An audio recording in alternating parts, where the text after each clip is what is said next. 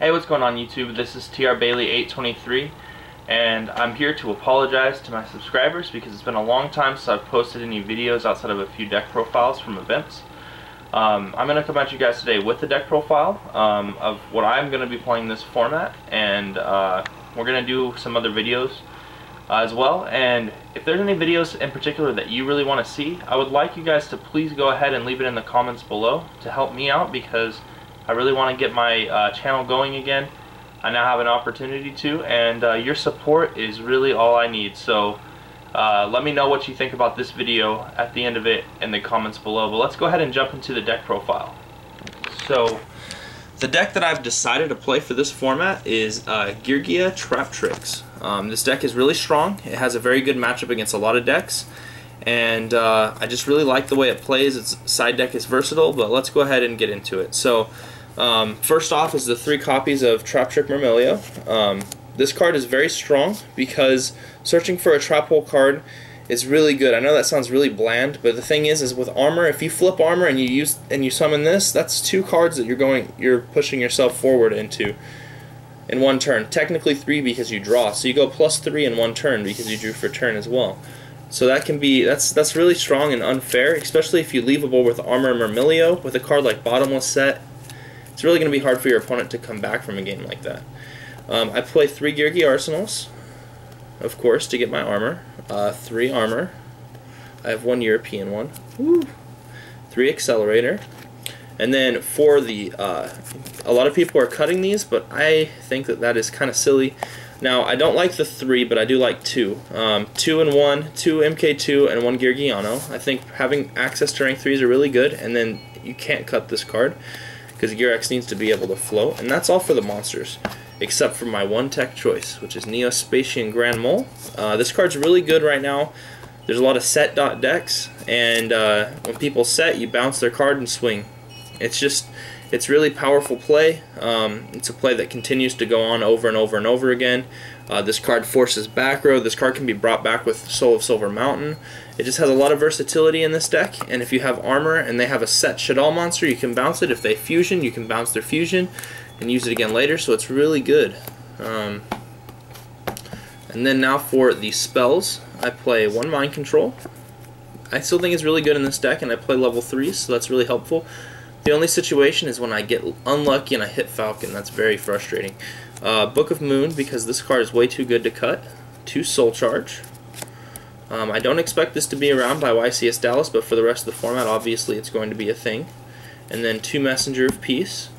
Messenger of Peace really helps a lot in this deck. I played this at Nationals as well. Messenger of Peace helps the deck fix the problems that it has. One of the problems is not seeing armor, and that can take some time to get to. Messenger of Peace assists you in buying some time to do that. In addition, it helps you play against established boards, which this deck struggles against, because if you have armor plus Messenger, you can break almost any board within a couple of turns. And so this buys you some time when you really need it, and honestly I think that it's a staple in this deck and that you gotta play it in here. It's really good. It literally hits all the weaknesses that the deck has if you draw it. And then I play a lot of traps. I think my lineup is 17 or 18. I play 3 Fiendish Chain. I like Fiendish Chain over Breakthrough Skill. I don't think Breakthrough Skill is a very solid card. I think that Fiendish Chain is a lot better. Overall, it has more uses. It's not just stopping attacks, but this card lasts on a monster for multiple turns. Also, I'm playing a deck like Gears. I have a lot of back row, so I don't really have to play cards like Breakthrough Skill because I don't have to push through my opponent's cards. So that needs to be kept in mind. 3-Dimensional Prison. This is really to help the mid-rash matchup. And then also, one of the things that I think is really cool is a lot of people are playing Breakthrough Skill. So if they Breakthrough Skill armor, it kind of puts them on the clock to take care of it. And if you have Dimensional Prison, you get to go ahead and out them. I think this card's really strong still, and a lot of people aren't playing it, but that's 3 copies of Wiretap. Wiretap deals with a lot of back row, and then when you play Shadal's, Sinister Shadow games can be issues at some points. And so Wiretap is very powerful in terms of keeping your board presence and pushing your plays through. So I think it's really important to play 3 copies of Wiretap. I really wanted to play also 2 copies of Forbidden Lance, but I could not find the space for it. I was at 1 Lance, and then I cut the Lance for the Mind Control. I think Mind Control is just a little bit more versatile. I play Bottomless Trap Hole, Solemn Warning, Torrential Tribute, Compulsory Evacuation Device as my 4 limited cards that are standard. I also play Geargia Gear because this card is way too good when you draw it, and it's also European, so it would be illegal for me not to play it. And I play 1 Traptrix Trap Hole Nightmare. At first I had cut this card, but Traptrix Trap Hole Nightmare helps you against potential Excite Night plays, mostly, is what I was worried about. And you can search with Myrmilio, so if you have a really solid amount of cards and you have Myrmilio, you just summon Myrmilio, get Nightmare to protect yourself from Excite Night. And then another card that I play is Macrocosmos. I think it's a really good meta call. It's if you open it, it's basically game against the whole meta game right now. So I think it's worth playing. And then I also play 2 Space-Time Trap Hole. If I was playing any deck besides Geargia, it would probably be a but being that I'm playing Gears and people have to use their extra deck to beat cards like Geargia Armor, it's definitely really strong in this particular type of deck, and that's why I think a 2 is a very good choice for the deck.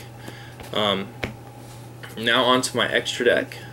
I play 1 Wind-Up Zenmaines, 1 Tempo. This is mostly for the Stellar Knight matchup, and I think that the mirror will be more relevant than a lot of people believe it will be, because this deck is still very good. 1 Ghost Trick card, 1 Soul of Silver Mountain, 1 number 20 Giga Brilliant. I think this card's really good. There's a lot of situations where you just need to have your guys be a little bigger.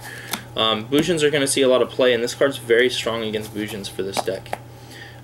Number 80 Rhapsody and Berserk, because the card is Berserk. Abyss Dweller, Emerald, Excite Knight, Castell. This card's a godsend from Konami. I'm really happy they printed this card. Number 101 Silent Honor Arc, number 103 Ragna Zero, and then 3 copies of Geargia X, of course.